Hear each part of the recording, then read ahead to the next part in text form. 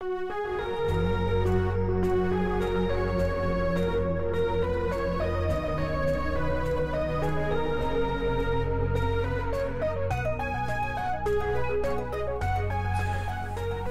evening. Welcome to another episode of One-on-One with Brad and Gary. Now that Glencoe owns the show, I will be introducing the show as president of Glencoe. My will and my say will be final. Today, the gentlemen have to discuss an excessive string of losses by my Louisville Cardinals team that I purchased last year. Believe me, as the owner of the Cardinals, I have been shamed very much in the last 10 days. Gentlemen, please begin. Well, pretty much everything he said was wrong, from our names to the lies he told about owning the Cardinals again, but that should be expected, I guess. I really can't say anything about it because of contractual issues, but It is true we were recently bought by Glencoe. Two Men, One Couch was bought out by Glencoe, so you're probably going to see some changes week to week, I guess, but hopefully not too much differently with the program. I'm still okay with the future. I don't have any fears. Change is good. Well, speaking of change and fear and the future, your Louisville Cardinals. The last episode, Glenn and I boldly predicted 2 wins that turned out to be 2 losses. At that time, we were looking at a 5-game stretch where we hoped to win all 5. We then instantly dropped games against NC State and Syracuse, both of which we had pretty proudly proclaimed would be victories. And let me say that NC State has a lot of losses, but they look pretty good to me. Yeah, I think they passed the eye And I test. thought we played well at Syracuse, but their season ends very soon, so they're getting all their effort out now. That's true. No postseason for Syracuse this year. I guess a self-imposed sanction, NCAA, etc. It's on Google. You can look it up. That brings us to our Cardinals. Since we were last here and we had those 2 losses, a lot of things have changed. Chris Jones was suspended for a game. Then he came back for a game, and now he's been dismissed from the team. And this coincided with what some people saw as a troubling spiral for the team. And so the question is, where do we go from here? Now, since he left, we've played 1 game. That was the Georgia Tech game that we played last night, which turned out to be a victory. But depending on what sort of person you are, you could see that as that game as a sign of how the season is heading down the toilet, or a sign of how we turn the corner. Now, if you're a sort of a Pat Forty type, and you write a hack job about how basically we're going to end up in the NIT, you might believe that first half indicated that the season is more or less over for us. Whereas I see the second half, and in the second half I felt like we saw the team that we saw earlier in the year. In the second half they seemed to actually like each other a little more, be cheering for each other. The second half indicated more to me what I think we've been missing, which is any sense of cohesion for the team and any sense of camaraderie. That really has been, the chemistry has not been there. I saw that kind of come back in the second half when we won. How do you feel? Well, we start with the negatives. That game against Georgia Tech, I can't remember a game where we looked worse. No. In years. Yeah. So it was very discouraging, and it made you want to give up on the rest of the season. Mm-hmm. But then you start to look at positives, which was, like you said, that comeback and the camaraderie that went with it was pretty impressive and encouraging, just in and of itself. 2 is, that game was right after the announcement of Chris Jones. We had just played 48 hours before. Not enough. They didn't get to practice really at all, right, for their brand new team.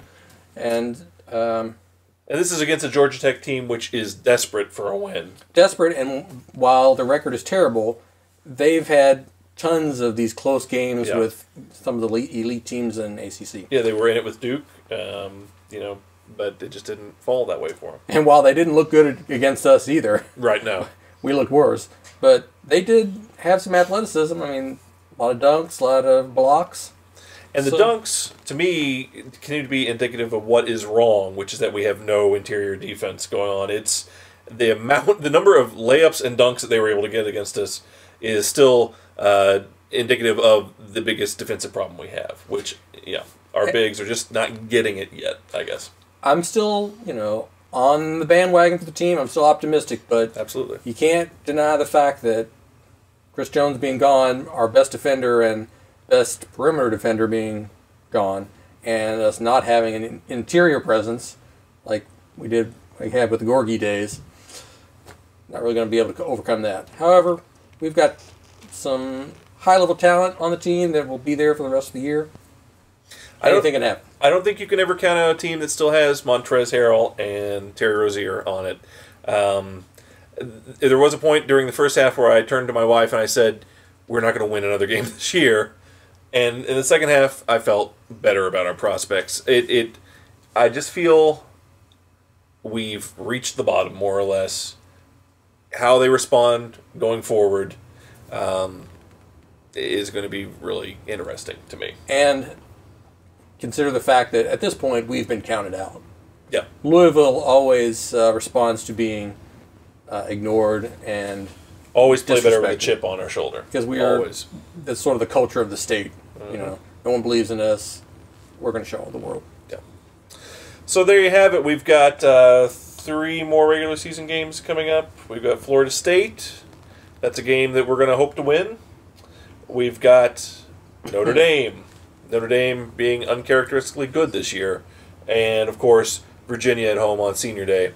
Any prognostications on how those games might turn out? We've been wrong most of the year so far. Let me say this about Notre Dame. I don't like playing Notre Dame. When we're good, they get us. When we're bad, they get us. I just don't like that team.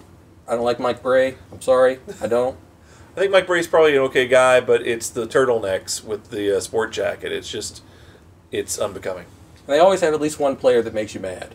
Usually it's some giant corn-husking guy. Right. Some giant white dude. Your Coolies, your Herringotis. No one wants to see those guys anymore. That team's an outrage. Yeah. So, but can we beat them? Yes. I think we will split the Notre Dame and Virginia games. We'll win one, lose the other. I'm not sure which is which, but I have great faith in Cardinal Red. Well, and that is interesting. The Virginia game, of course, we were not able to pull off the win at Virginia. Virginia, to my mind, being absolutely one of the elite teams. Pretty much a lock for a 1 seed, I guess. UK being the top defensive team in the nation by the numbers, but to my eye, Virginia being actually the more skilled defensive team as far as running a defense and taking teams their play. UK, commands by their length, their height, how big they are. Virginia runs an airtight defense. So I think we'll be inspired for that game. I hope so. The last game of the season, senior night, all that stuff. I think we might. I'm going to predict the upset. Virginia. I feel it too. Here. My predictions: we will beat Florida State, we will lose against Notre Dame, and then we will rally to beat Virginia at home. All right, so now we're going to take you on to our weekly feature. This is the ESPN College Basketball Encyclopedia. We riffle through it, select one random team, and then Glenn tells us everything he knows about that team in 20 seconds or less. I hope you continue to enjoy this. These emails I've received about this segment are, sometimes they're hard to read because, how grammar is in America now. But I enjoy the sentiments that I can sort of see. This is going to be a good one. Last time we got UNC, the little-known North Carolina Tar Heels. This week, Glenn, tell us everything you know about Maryland Eastern Shore. And go. Maryland Eastern Shore, about 4 years ago, was the lowest-ranked team in terms of Sagarin ratings. So it makes for one of those teams you laugh about. But they're an excellent team. They are the Bulldogs. They are currently they're coached by Don Panasco, and he used to play, he was the center for Hawaii's basketball team, in the late 70s. Are any of these things true? Yeah, these are true. It says their nickname is the Hawks. They have one NBA player right now, and his name is Luc Richard Mbamute. who had transferred, of course, from Kansas. Okay, well, I think half of that was lies. But so there you go, Glenn. Very good job. And I guess that is. Do we have anything else to say? Well, you're on my team, but it's not showing. Yeah, no, I'm not. All right, well, I guess that's going to pretty much wrap it up here for us. So as creep up here. Well, I just wanted the final segment for tonight is the new segment that Glencoe has brought to us, which is so how was that? And here's the new graphic for it.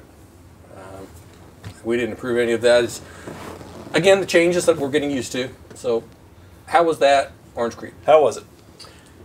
Well, gentlemen, here's the thing. As the new owner of One on One, I have to say that you are both exceptionally terrible at your jobs. Glenn, you make up lies and pretend they are truths. Brent, you don't even know which are lies and which are truths. Both of you make false predictions about my team. And let me tell you, first of all, the reason Chris Jones was let go was because I caught him defecating in a sandbox in a children's playground and forcing the children to build castles from what he had created. He is no longer a part of the Cardinals. Right. Nor will he be anytime soon. Therefore, your predictions, your knowledge, virtually zero. However, I am willing to give you at least a few more weeks to pull it together. So, gentlemen, I expect to see more. I expect more effort, more correct predictions, and more knowledge of the team to which you supposedly care so much about. Is there anything we can do to prepare for next week? Because sometimes I don't know what to do on my way to the house. You know, maybe you should just watch a couple of games. I'm thinking, like, if you're fans, you watch the games. Yeah. You know the stats. You know how to pronounce people's names. You know when people are fired in sandboxes. Right. You need to know these things, gentlemen. So please, do your homework, come back next week, and let's just hear everything that we need to know and have it all be correct. You're right. All right. He's right. Thank you, sir. Appreciate it. Thanks for this. Thank you. Well, I guess that's, you can go away now. Yeah, I guess that's about it for this week. Please follow us at Glen and Brent on Twitter. Email us. With the computer. Find us at...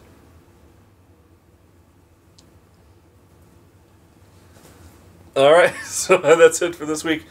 And we'll see you later. Bye-bye. Now, would you say you're more of a Thai ladyboy guy or a classic Brazilian she-male? Well, as I said before,